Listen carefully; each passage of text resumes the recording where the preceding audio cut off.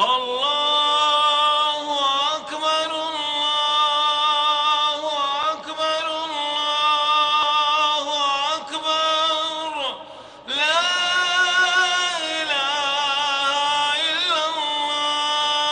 Allahu Akbar, Allahu Akbar, wa lillahil hamd. Le Hajj, cinquième pilier de l'islam, rassemble chaque année des millions de personnes en terre sainte d'Arabie Saoudite. Parmi les candidats au Hajj pour cette édition 2018 1439 Hijri, figurent quelques 6800 pèlerins qui viennent du pays, la Côte d'Ivoire. À partir de samedi 18 août, correspondant au 7 Zul-Hijja 1439, ils se rendront à Mina. Mina qui est la première étape, la véritable étape du Hajj, l'étape du circuit cultuel. Et pour en savoir davantage, quelles sont les étapes de ce circuit, qu'est-ce qu'il faut faire pendant ce séjour en terre saoudienne, notamment à Mina, nous recevons notre imam Mohamed Djabi. Il est enseignant, imam à Boisflé à l'école Makassidi Islam. C'est dans le centre-ouest ivoirien. Pour nous en parler, imam, assalamu alaikum. Wa alaykum salam wa rahmatullahi ta'ala wa barakatuh. Merci d'avoir répondu à notre invitation sur Hajj CI TV pour décortiquer ce thème qui est d'actualité. Merci. D'entrée de jeu, qu'est-ce que le circuit culturel? Alhamdulillah, les circuits culturels du Hajj, Alhamdulillah, commencent évidemment par le séjour à Mina avant Arafat, puisqu'il y a le circuit est décortiqué à plusieurs étapes. La première étape, qui est l'étape vraiment circonstancielle, c'est l'étape de Mina avant Arafat. Inch'Allah, le samedi, on va évacuer les pèlerins de la Mecque à Arafat. Toutefois, en se sacralisant, tous les pèlerins doivent se sacraliser. Et pour faire la sacralisation, ils ont besoin de faire le grand bain. Après cela, ils doivent porter l'habit d'Ihram, qui est constitué de 2 pièces pour les hommes. Comme vous êtes habillé. Alhamdulillah, comme nous sommes habillés, moi avec toi, alhamdulillah, dans le studio. Donc pour nos mamans, il n'y a pas il n'y a pas une vertu spéciale pour ça. Elles peuvent vraiment porter n'importe quel habit qui peut vraiment les couvrir dans le thème religieux. Les mamans ne sont pas obligées de porter le blanc. Tenue blanche. Ce sont seulement les hommes qui sont habilités à porter les tenues blanches. Mais nos mamans, vous allez constater, au mois de sécurité culturelle, vous allez voir des mamans qui sont habillées en noir. C'est licite et c'est autorisé. Okay. Imam, pourquoi on s'habille en blanc? Pourquoi pour les hommes porter 2 tenues? Alhamdulillah, vous savez que le Hajj, comme le saint prophète Mohammed sallallahu alayhi wa sallam nous a enseigné, il dit dans un passage prophétique, il dit inspirez votre manière du Hajj dans mes manières que moi j'ai adoptées. Ça veut dire que le prophète sallallahu alayhi wa sallam a adopté une manière précise pour accomplir les rites du Hajj. Donc, en faisant ces rites-là, il s'est mis, comme vous voyez, il a porté 2 pièces blanches, comme on l'appelle communément al-Ihram. Donc, les musulmans ont donné beaucoup d'interprétations sur vraiment ce vertu que l'Ihram là, puisque Allah Rasul sallam nous a enseigné, il dit Ija'alu ahsana thiyabikum al-bayat. Il dit faites de votre vraiment habillement le plus agréable, il a vraiment habillement blanc. Donc vraiment, voilà, voici un peu la conception de la tenue blanche concernant les hommes. Concernant les femmes, comme vous le savez, une femme doit être vraiment couverte d'une manière islamique. Allah nous donne la bonne compréhension, Inch'Allah. Merci beaucoup, Imam. Imam, si je comprends bien, oui. Les hommes ont 2 tenues. Oui. Est-ce qu'il est possible de porter des débardeurs, un slip en dessous? Alhamdulillah, parmi quand ils portent ihram, il y a certaines choses qui sont interdites. Lesquelles, s'il vous plaît? Ces choses-là sont réparties en 3 parties. La première partie, les femmes joignent les hommes dans cette partie-là. Il y a 7 éléments essentiels. Premier élément, quand tu portes la tenue ihram, tu ne dois pas se parfumer. Deuxièmement, tu ne dois pas couper les ongles. Troisièmement, tu ne dois pas éliminer des cheveux ni des poils. Tu ne dois pas aussi célébrer un mariage. Évidemment, je m'excuse du mot, il ne doit pas avoir un rapport sexuel entre toi et ton épouse. Voici les 7 éléments que les femmes joignent les hommes dans cette partie-là. Et la deuxième partie, c'est une partie qui concerne que les hommes. quand les hommes portent l'ihram, ils ne doivent pas se couvrir la tête. Ils ne doivent pas porter quelque chose cousu. Non. Ni débardeur, sous-corps, rien. Ils ne doivent rien porter. Actuellement, comme nous sommes assis. Et la première partie, c'est la partie qui concerne les mamans. Nous sommes au studio, c'est vrai, mais dehors, à Arafat, il y a le soleil. Est-ce qu'on ne peut pas porter un chapeau? C'est pas possible? Non, c'est pas très possible. chaud. C'est pas possible. C'est illicite. Parce que le professeur Sallam, le jour d'Arafat, il était vraiment sans chapeau, sans rien. Donc ça veut dire qu'islamiquement, on doit le copier durant le rite du Hajj. Merci beaucoup, Imam, pour Merci. ces précisions. Merci. On revient au circuit. Oui, Nous partons de la Mecque à Mina. Inch'Allah.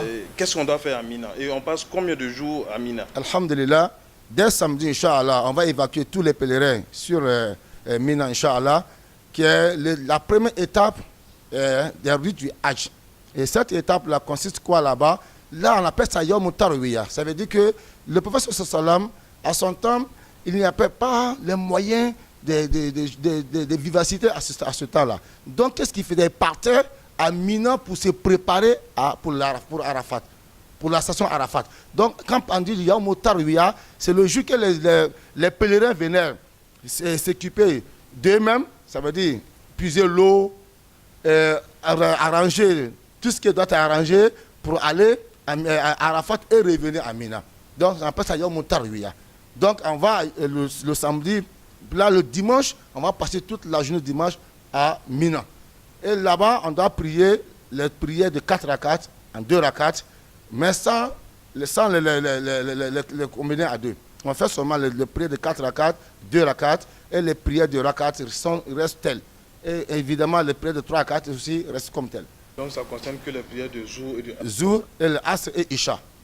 Les 3 prières de 4 rakats. Donc, étant aussi en Mina, on se prépare physiquement et moralement pour entamer la deuxième étape, qui est l'étape essentielle du Hajj, qui est l'étape Arafat. Imam, vous avez dit, après Mina, on se prépare pour Arafat, l'essentiel du Hajj.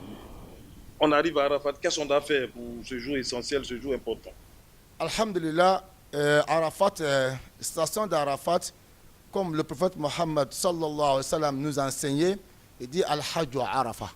Et quand tu parles de Hajj, le Hajj ne s'accomplit pas sauf quand tu fais la station de Arafat. Les pèlerins ne peuvent pas avoir l'attribut de Al-Hajj ou soit Hajj, il faut qu'ils assistent à la station de Arafat. Donc ça veut dire qu'Arafat, là, le prophèt sallallahu quand tu prends cet hadith là, il veut dire qu'il a raccommodé au fait le Hajj. Toutes les étapes du Hajj sont raccommodées dans Arafat. Ça veut dire que même si tu assistes Mina, tu assistes Muzdalifa, mais tu n'as pas assisté la station d'Arafat, tu n'es pas un Hajj, tu n'as pas accompli le Hajj. Donc, Arafat, c'est l'étape essentielle du Hajj. Quand nous arrivons à Arafat, le petit matin, Arafat commence juste après les 2 prières combinées, la prière du Zuhur et la prière de Asr.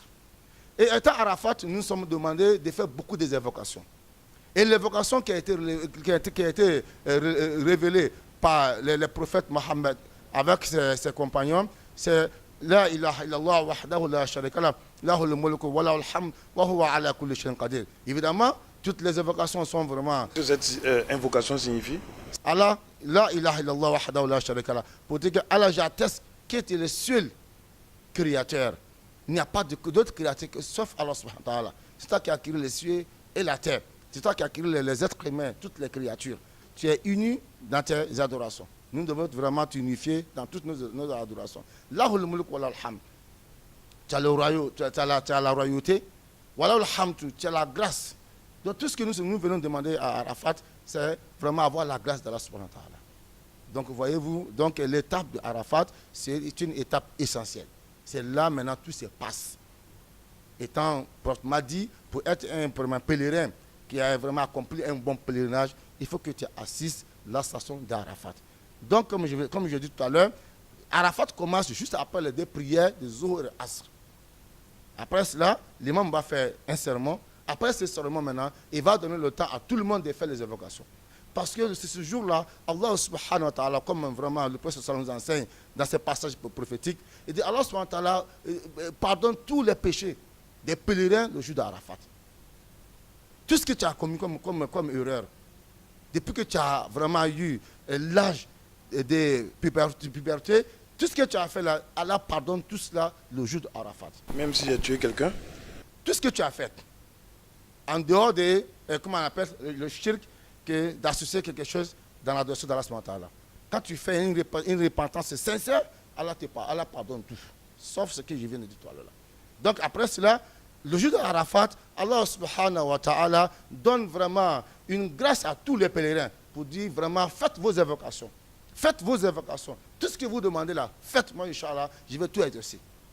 En dehors de ça, même pour vos parents, faites vos invocations. Même ceux qui n'ont pas assisté à Arafat, je vais exaucer les prières. Voyez-vous, comme Allah subhanahu wa ta'ala a donné vraiment une dimension spirituelle à la station d'Arafat, même ceux qui ne viennent pas assister à la station d'Arafat, ils sont demandés de jeûner le jour d'Arafat. Pourquoi? Pour qu'Allah pardonne les péchés de l'année dernière. Imam, vous l'avez répété, être à la station d'Arafat, c'est le plus important pendant le séjour au Hajj. J'arrive au Hajj, je suis en terre sainte d'Arabie Saoudite. Je suis à la Mecque, malade, sous perfusion. Quel est mon sort? Est-ce que je suis obligé d'aller à Arafat? Est-ce que je ne peux pas rester à la Mecque ici? Allah va m'accorder les mérites d'Arafat? Alhamdulillah, nous remercions l'État saoudien pour tous ces efforts fournis dans cette tâche-là. Les invalides pèlerins qui sont là, l'Arabie saoudite a pris des mesures pour qu'ils puissent vraiment assister à la station d'Arafat. Ils seront tous évacués dans les îles communautaires, ainsi de suite. Mais il faut que vraiment le pèlerin assiste cette étape-là. C'est une étape qui est inévitable. Il faut qu'il assiste. Soit valide ou invalide, il faut qu'il assiste à ça. Quand on parle d'Arafat, c'est le mont. Oui. Pour être exaucé, pour voir ses vœux exaucés, est-ce que je suis obligé de monter sur la montagne? Alhamdulillah, Rabbil Alamin. Parce que c'est au sommet, peut-être C'est au qu'Allah sommet, va alhamdulillah. m'accorder Au fait, ses Arafat, efforts. il a son historique. Le prophète Adam et son épouse Hawa, quand tu parles d'Arafat, c'est le lieu de leur retrouvaille. Ils sont là-bas, ils se sont retrouvés. Évidemment, sur la montagne, ici, la montagne de Rahma, comme on l'appelle, de miséricorde. Mais c'est pas, cette montagne n'a pas autre dimension spirituelle, n'a pas autre particularité. Même Arafat, même en dehors du jour Arafat, quand elle nous donne vraiment une longue vie, lundi, si lundi arrive, Arafat va prendre sa dimension réelle. Mais aujourd'hui, là, ce n'est pas Arafat. Aujourd'hui, ce n'est pas Arafat. Quand tu vas faire la prière là-bas, tu n'as pas autre dimension des choses, des particularités. Donc, ça veut dire que la montagne de miséricorde, là, qui est la Jabal Rahma, n'a pas d'utilité. Ce jour-là, pour qui tu vas grimper, aller faire. Non, non, non. Si tu es demandé de rester sur place et faire des invocations, des prières. Et dans ce sens-là, je lance un appel solennel à tous les pèlerins, vraiment d'y prendre acte, de rester sur place le jour d'Arafat, de faire beaucoup de prières pour soi-même, pour la patrie, pour la progéniture, et ainsi de suite. Vraiment, je l'ai pris beaucoup pour cela. Nous sommes dessus le site Oui. du mont Ramba. Oui. Si moi je monte Oui. pour aller demander des bénédictions à Allah, pour me faire exaucer les vœux, Oui. et vous êtes assis sous la tente, Non. on ne peut pas avoir les mêmes récompenses. Non. Finalement, même lui-même qui est assis même sur la tente, là, encore plus méritable que toi. Parce que le prophète sallam, quand il est arrivé pour faire son hajj là, il n'a pas monté le mont Arafat, le mont Miséricorde. C'est important de le préciser. Oui. Donc le prophète n'est pas monté. Il est resté sur son chameau et puis il a fait le sermon. Après le sermon, il dit aux gens que voici Arafat qui est là. De toute personne vient accomplir son hajj, il faut qu'il vienne assister à la station d'Arafat. Il n'a pas monté cette montagne-là. Donc ça veut dire que ce n'est pas islamique, c'est illicite au fait. Merci beaucoup, Imam, pour Merci cette précision. Oui. Après Arafat, Oui. dans le Ségur, on va où? L'étape qui suit Arafat, c'est l'étape de Mozdalifa. Mousdalifa. Raison pour laquelle, oui, On arrive à quelle à Mousdalifa, on quitte à quelle Arafat? l'heure précise de Mozdalifa, de l'arrivée à Mozdalifa n'est pas trop chose, mais parce que c'est en fonction d'évacuation. Mais ce qui est important, Arafat commence après les deux jours combinés jusqu'au coucher du soleil. Mais les deux prières, Maghrib et Isha, nous n'avons pas habité à les vraiment effectuer à Arafat, sauf à Mozdalifa. Et si Donc, l'heure nous n'importe trouve à quelle heure- Arafat? Pardon? Si l'heure de Même Maghrib- si l'heure nous trouve à Arafat, on ne doit pas les accomplir à Arafat. Peu importe l'heure à laquelle nous allons arriver à Mozdalifa, c'est là qu'on doit vraiment effectuer les deux prières de Maghrib et Isha. Nous arrivons à Mousdalifa. Ce sont les tentes bien climatisées qui vont nous accueillir, bien sûr. Non, non, non, pas du tout, c'est à l'air libre. Hein. Ah bon? Oui, effectivement. Quand tu prends vraiment la philosophie du Hajj, tu trouves que le Hajj nous enseigne beaucoup de choses. surtout vraiment nous enseigne ce qu'on appelle la modestie, l'humilité au fait. C'est pour dire que la station de Muzdalifa est demandé qu'on soit tous vraiment sur le même pied d'égalité. Arrivé maintenant là-bas, ce qui est demandé islamiquement, après avoir effectué des prières, nous nous reposons un peu à Muzdalifa pour passer la nuit là-bas. Évidemment, les hommes ne doivent pas se couvrir la tête. On dit ça, c'est important. Parce qu'en couvrant la tête, tu vas te mener à faire des mesures de rectification. Imam, vous avez parlé de l'air libre, je ne comprends pas. Il n'y a pas de tente ni rien. Il n'y a pas de temps ni rien. Et malgré ce froid, Oui. on ne peut pas se couvrir la On ne peut tête. pas se couvrir la tête. C'est une étape donc difficile. Difficile, mais c'est une étape aussi véritable. Ok, merci beaucoup. Merci à vous. Donc, On continue notre parcours. Oui. Nous sommes à Muzdalifa. Oui. Après Muzdalifa, c'est le plus matin, après la prière de l'aube, la prière de soupe, nous ramassons maintenant les 70 pierres qui seront maintenant lors du jour du studio de Mina. Les 70 pierres que nous ramassons, c'est ça lors du jour maintenant de notre séjour à Mina, après Arafat. les cas vont évacuer à partir de quel les pèlerins de Muzdalifa à Mina? Au fait, les tentes des Ivoiriens à Mina, évidemment, s'étendent vers Muzdalifa, vers la frontière. Donc, il y a deux possibilités, il y a deux options, mais l'option convenable, c'est de demander aux valides, les pèlerins qui sont bien importants, de faire la marche. C'est une marche de 15 minutes à 20 minutes, on arrive sur les tentes. Donc, il n'est pas interdit de monter dans un véhicule. Non, ce n'est pas interdit. Donc, on dit aux invalides d'attendre les véhicules pour les transporter. Ok. Mina, Arafat, Muzdalifa, Oui. nous retournons à Mina. À Mina. Nous passons combien de jours à Mina et qu'est-ce qu'on doit faire durant ce séjour? Alhamdulillah. Ce retour à Mina. Ok. Nous arrivons à Mina le jour de la fête, qui est le 10e jour du mois de Tabaski, Zul Hijja. Donc ce jour-là, on va aller faire la grande lapidation qui est lors du jour de ce jour-là. On va aller lapider le grand stèle. Et que ce que nous retenons maintenant, c'est ce jour-là, maintenant on va se désacraliser à moitié. Parce que je tiens à lancer cet appel solennel à tous les pèlerins ivoiriens. Que le commissaire du Hajj a établi un bon programme pour dire qu'aucun Ivoirien et aucun pèlerin ivoirien n'a le droit de venir vraiment accomplir son tawaf d'Ifada, tawaf de Hajj, le jour de la fête, par des mesures de sécurité. Donc tout le monde est demandé de rester à Mina. Donc le jour de la fête, on doit accomplir 5 travaux essentiels. Lesquels, s'il vous plaît? Le premier, c'est d'aller faire maintenant la grande lapidation, on appelle ça le grand stèle. Et si nous revenons là-bas, Qu'est-ce qu'on lapide? c'est 7 pierres que nous lapidons là-bas. Ok. Qu'est-ce qu'on lapide? C'est le stèle, au fait, à son historique, au fait. Voilà, quand le prophète Ibrahim alayhi salam voulait vraiment égorger son fils, donc il y a une histoire qui s'est passée, au fait, quand le Satan voulait essayer de l'interrompre de ce qu'Allah SWT a octroyé. Donc dans ce sens-là, il s'est écarté un peu d'Ibrahim avec son fils. Donc vraiment, c'est devenu maintenant un lieu symbolique. Tu vois un peu, dans le petit stèle, il y a le moyen et le grand. Dans le jour de la fête, tous les pèlerins sont censés aller lapider le grand stèle. C'est le Satan qu'on lapide? Non, ce n'est pas le Satan, c'est un geste symbolique. Le Satan n'est pas attaché là-bas. Vous voyez, effectivement, évidemment, tu vas voir des gens, même aujourd'hui, quand je partais à la Ziera, il y a un qui m'a dit que non, moi, j'ai jeté vraiment un grand caillou. Voilà, vraiment pour le terminer, mais une fois. Moi, il n'est pas attaché au fait. Mais c'est un lieu symbolique, voilà. Donc, ce n'est pas pour dire que le Satan est attaché là. Donc, quand on fait maintenant la grande lapidation, on appelle ça Jamatu Akbatu Kobra. Après cette lapidation, maintenant, nous nous dirigeons vers Mina sous les tentes. Arrivé là-bas, qu'est-ce qu'on doit faire? La première des choses, c'est la grande lapidation. Après cela, on doit émouler les bêtes. Puisque nous, les Ivoiriens, nous accomplissons nos hajj avec un rite précis. Le type du hajj que nous faisons, on appelle ça la jouissance qui est à Tamatour. Donc quand tu fais ça, tu es demandé à immoler une bête. Et cette bête-là sera immolée, Inch'Allah. Le jour, c'est le deuxième travail que nous devons vraiment accomplir ce jour-là. Le troisième travail... Donc chaque Ivoirien aura sa bête pour immoler là-bas? Non, pas forcément. On nous avait déjà payé. Donc l'État saoudien a déjà mis vraiment une bonne équipe pour essayer d'évacuer ces gens.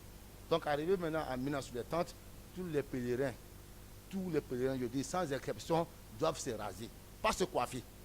Parce que le prophète sallam ce jour-là, il dit Rahimallahu al-muhalliqin. Rahimallahu al-muhalliqin.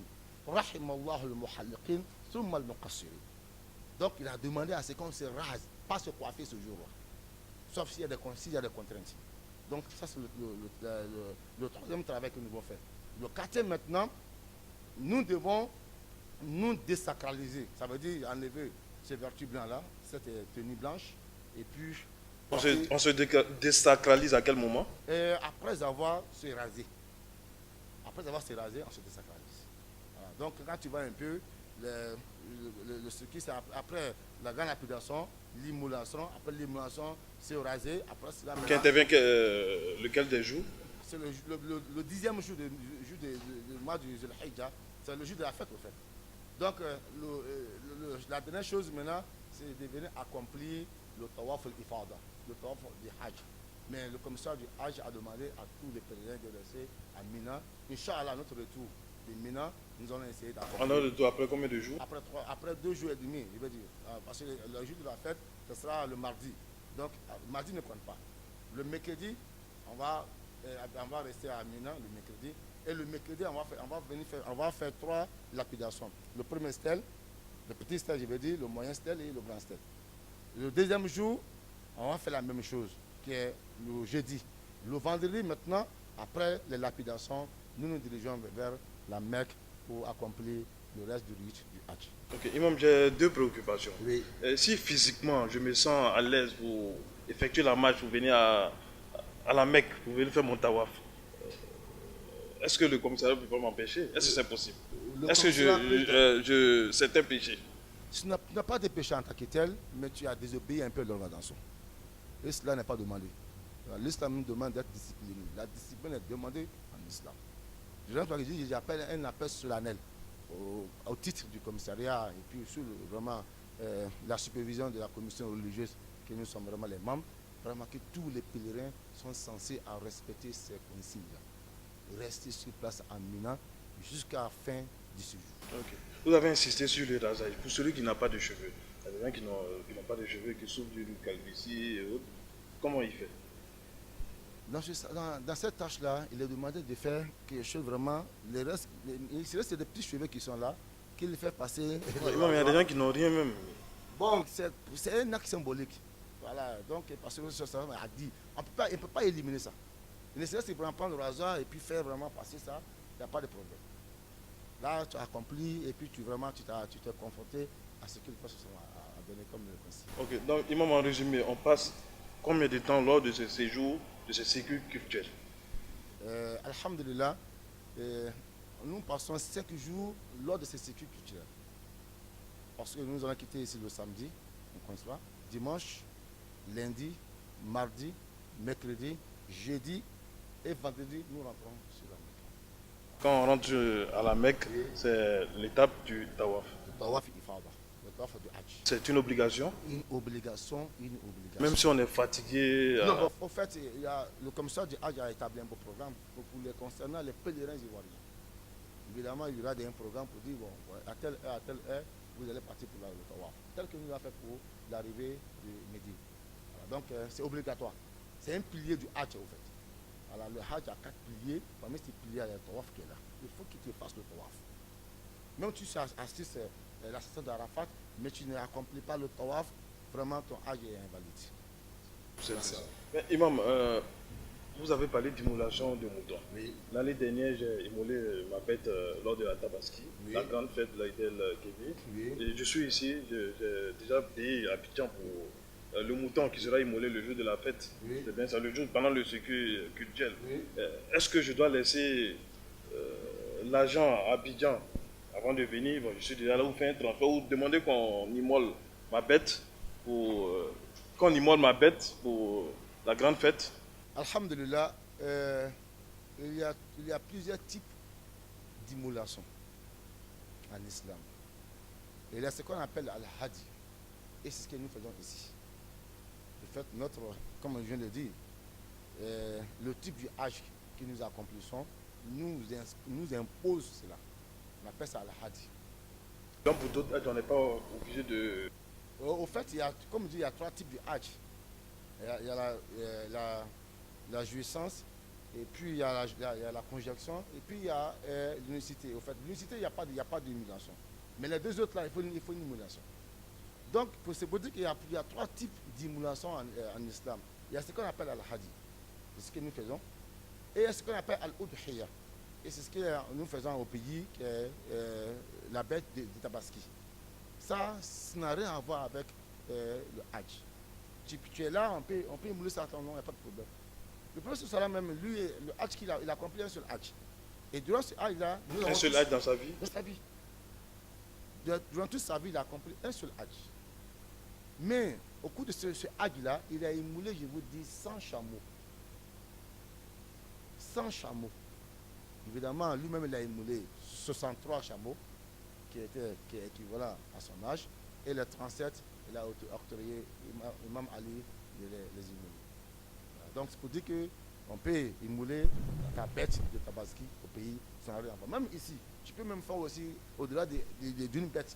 Si tu as les moyens, tu peux faire 5, 10, à tes propres moyens. C'est coûteux ça. Même si c'est coûteux, mais ce qui va te donner, c'est encore plus grand que ça. Nous sommes en terre sainte. Et vous dites, c'est un conseil que je donne à tout le monde.